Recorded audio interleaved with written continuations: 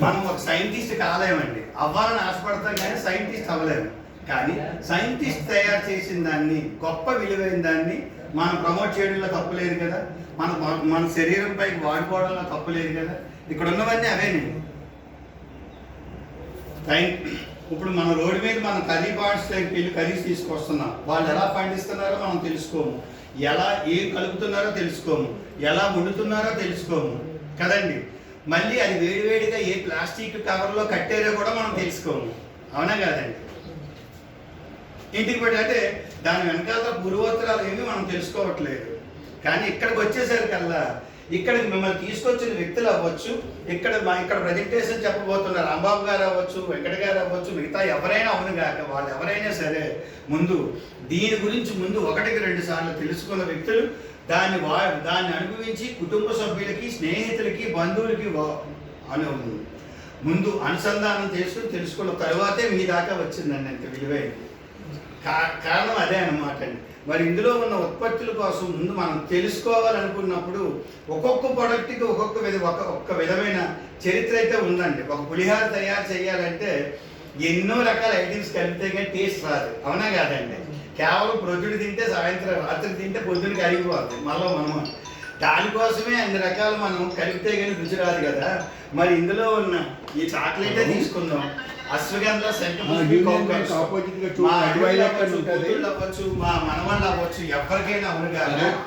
ఎంత ఇష్టం అంటే అంత ఇష్టంగా ఎందుకంటే మన 5 స్టార్ డైరీ మిల్క్ ఏవైతే మన మార్కెట్లో దొరుకుతున్నాయో అవి మీరు పిల్లలకు పెడితే దగ్గు కఫం చేస్తుందండి. ఇవి తింటే పిల్లలకి దగ్గు కఫం చేయదండి, ఆరోగ్యంగా ఉంటారండి పిల్లలు. చూసారా ఎంత మ్యాజిక్ కదా. రోగనిరోధక శక్తి పెరుగుతుంది, ఆటోమేటిక్గా రోగనిరోధక శక్తి అని మనకు తెలిసిందే, మనకు ఆస్తి అనమాట. మెమరీ పవర్ పెరుగుతుంది, మనకు ఆస్తి అనమాట. అసలు మీ రోగనిరోధక శక్తి అనేది మనకి ఆస్తి. మన దేశంలో ఉన్న అప్పులు ఎక్కువైపోతున్నాయి కాబట్టి మనకేమవుతుంది, భారం పెరుగుతుంది. అలాగే రోగాలనే అప్పులు మన లోపల ఉన్నాయనుకోండి, రోగనిరోధక శక్తి అనే ఆస్తి మనలో ఉందని పోతుంది. అందుకే చిన్నపిల్లలకు మనం ఇవ్వగలిగినప్పుడు, చిన్నపిల్ల గారు పెద్దవాళ్ళు కూడా మీకు చెప్పాను కదా, మా ఫ్యామిలీలో 5-6 సంవత్సరాల కింద కాకినాడ శ్రీధర్ గారు అనే వ్యక్తి ఈ చాక్లెట్ ద్వారా మాకు పరిచయం అయ్యారండి. ఆయన చెప్పాలంటే ఇక్కడ ప్రతి విషయంలో కూడా మీరు తెలుసుకోవడానికి వచ్చారనమాట.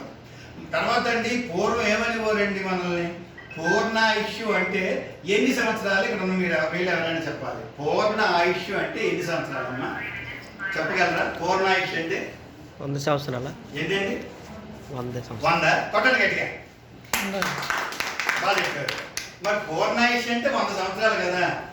ఇక్కడ మీరు ఏ వీధికి వెళ్ళండి, ఇంకా కరోనా సమయంలో మరీ ఘోరం, ఏ వీధికి వెళ్ళండి, ఎక్కడికి వెళ్ళినా మనకు కనిపించేది ఏంటంటే జననం మనం ఫ్లెక్సీలే మనం చూసాము. అందులో పూర్ణాయుష్తో చనిపోయిన వాళ్ళు ఒక్కరు లేరు. 50 ఏళ్ళు, 60 ఏళ్ళు, 30 ఏళ్ళు, ఇంకా వయసు భేదం లేదండి. మరి ఎందుకు పూర్ణాయుష్ కాకుండా చనిపోవాలి?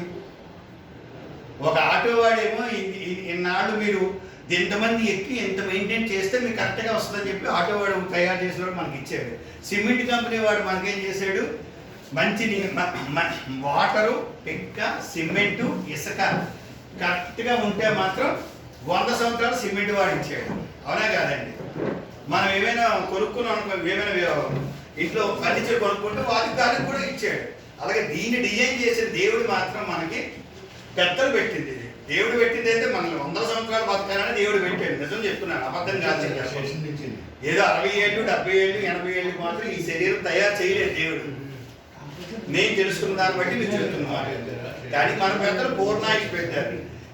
దేవుడు గారు, గున్నామరావు గారు, ఒక మాట మీరు చెప్పాలి. కొడుకు పుట్టాడు, కొడుకు తర్వాత మళ్ళీ ఇంకో కొడుకు పుట్టాడు. ఏమవుతాడండి? మీకు కొడుకున్నాడు ఎలమంచి లెక్కలపాలెం, మీకు ఇయ్యాల వారు ఎలమంచి పెదబాబు గారు, రైట్. మీ అబ్బాయికి మీకు మనవడు పుట్టారు. మీ మనవడు కొడుకు పుడితే మీకు ఏంటవుతారండి? ముది మనవడు అవుతారండి. ముదు మనవడు కొడుకు పుడితే వేరే కొట్టలు గట్టిగా. ఇది సామాన్యంగా ఎవరికి తెలియదండి. ముదు మనవడే కొడుకు పుడితే ఇను మనవడు పుడతాడండి. అంటే ఇది 4వ తరం వస్తుందండి. నిన్ననే గోపాలపట్నం ప్రక్కన నెలవని గ్రామం వెళ్ళాం. అక్కడ ఎలమర్తి వారు అంటే మా అక్క తోడుకోవాలి మనవడికి ఇచ్చారనమాట. వాళ్ళ అమ్మాయిని ఎలమర్తి గుడిచెట్టు కొండబాబు గారి జ్యోతి గారి వాళ్ళ మనవడు అనమాట. చూడగానే మా అత్త మామగారు గుర్తొచ్చారు యలమర్తి ముత్యాల శెట్టి గారు. ఎంత పేరు పెట్టినా మన పిల్ల మనగానే పిలుస్తాం కానీ తెలియకపోయినా సరే అక్కడ పాయింట్ ఏంటంటే 4 తరాలు మనం చూడాల్సింది వరుసలు పెట్టారు. ఇక్కడ మామ, మనవడు, మునుమనవడు, పిన్ని, పెద్దమ్మ, అక్క అని మన పూర్వీకులు పెట్టారంటే మనందరికీ ఒక మార్గం వేశారు, ఎలా అని చూపించారు. ఇనుమనవడి వరకే మనకు తెలుసు, తర్వాత వరుసలు ఎవ్వరికీ తెలియవండి. కరెక్ట్, అంతవరకు బ్రతకరు కాబట్టి 4 తరాలు పెట్టారండి. ఇనుమనవడి వరకే వరుసలు పెట్టారు, కొడుకు, మనవడు, ముదుమనవడు. ముదుమనవడి వరకే చాలా వర్ణాలు తెలుసు, కానీ ఇనుమనవడు అన్నది దేవుడి గారు చెప్పిన చాలా మంది చెప్పగలరు పూర్వీకుల్లో ఉన్న ఆర్యవేశం. మరి ఎందుకు కనీసం మనవడు చూడకుండా కొంతమంది వెళ్ళిపోతున్నారు, కొడుకు పెళ్లి చూడకుండా కొంతమంది వెళ్ళిపోతున్నారు, ఎందువలన? అక్కడ మళ్ళీ మీరు ఇక్కడ కూర్చున్న వ్యక్తులు భగవంతుడు ఆయుధ్యం ఇవ్వడం కాదండి, మనకు మనమే వ్యవసాయం పాడు చేసేస్తున్నామండి. 5 ఎకరాలు రైతులకు ఉంటే 4 ఎకరాలు 4.5 ఎకరాలు ప్రజలకు విషపూరితమైన ఆహారం పండించి వాళ్ళు ఇస్తున్నారు. ఏమంటున్నారు రైతులు? మిగతా అరాకరమేమో వాళ్ళు ఆర్గానిక్ పండించుకొని వాళ్ళ ఇంట్లో వాడుకుంటున్నారు. రైట్, వాళ్ళు చేసింది వాళ్ళ వరకు అది కరెక్ట్. మరి మిగతా రైతులు చేసే పనికి మిగతా వాళ్ళు చేసినవి వీళ్ళు బలవుతున్నారు కదా, అవునా కాదండి? ఇక్కడ అందుకే మన కంపెనీ ఏం చేసింది, అంటే ఇప్పుడు మీరు చెప్పిన రూల్లోనైతే 60 సంవత్సరాలు నుంచి ఎవరు మాత్రం మరి మేము 74, 78 ఇలా బతుకుతున్నాం అంటే అయోధ్య ఉన్నట్టే కదా. మెయింటెనెన్స్ కూడా కారణం అండి. అదే ఇప్పుడు మనం చెప్పుకోబోతున్నామండి మన లైఫ్ స్టైల్. ఇప్పుడు రాంబాబు గారు వచ్చి ప్రెజెంటేషన్ చేస్తారు, వాళ్ళు బతికించాం కదా ఏంటండి? రండి రండి సార్, విన్నారా గారు, రండి. మీరు అనకాపల్లిలో మీ తండ్రి గారు ఏం చేసేవారు చెప్పాలి మీరు, రండి ఒకసారి.